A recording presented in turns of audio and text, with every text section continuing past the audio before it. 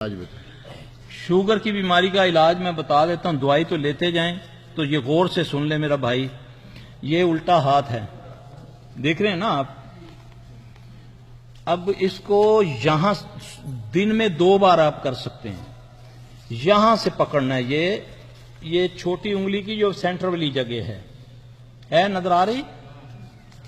یہاں سے پکڑ، بالکل سرے سے نا، اس کو پکڑ کے آپ نے پڑھنا ہے، یہ ان کے 5 منٹ یہ عمل کرنا ہے۔ کس طرح؟ یہاں سے پکڑا،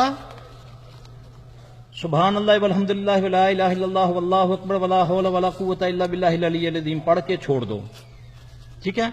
پھر جب چھوڑا اس ٹائم بھی آپ نے سبحان اللہ والحمدللہ ولا الہ الا اللہ واللہ اکبر ولا حول ولا قوت الا باللہ العلی العظیم، پھر اس کو پڑھ کے پکڑ کے پھر پڑھنا ہے، سبحان اللہ والحمدللہ ولا الہ الا اللہ واللہ اکبر ولا حول ولا قوت الا باللہ العلی العظیم۔ یہ 5 منٹ عمل کرنا ہے، سمجھ آ رہی ہے آپ لوگوں کو؟ 5 منٹ کرنا ہے۔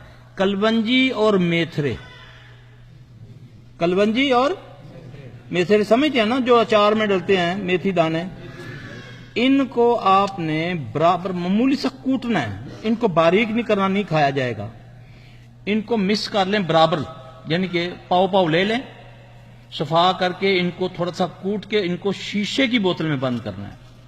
دن میں کسی وقت بھی چائے والا ایک چمچ لے لیں، ٹھیک ہے؟ تو بڑی احتیاط کرنی ہے، شوگر ایک دم غائب ہوتی ہے، یہ نہ ہو کہ کم شوگر جو ہے زیادہ شوگر والے سے زیادہ خطرناک ہوتی ہے۔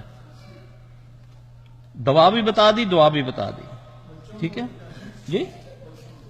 بچے کو جو شوگر ہوگی اس کو دم سے ٹھیک ہوگی، اس کو دم کریں، اس کو زعفران کا پانی دیں، آب زمزم آپ کے پاس ہے، اس کو آب زمزم پانی دیں، اس کو اللہ کے فضل سے اس کو شفا ہوگی۔ بچہ کتنی عمر کا ہے؟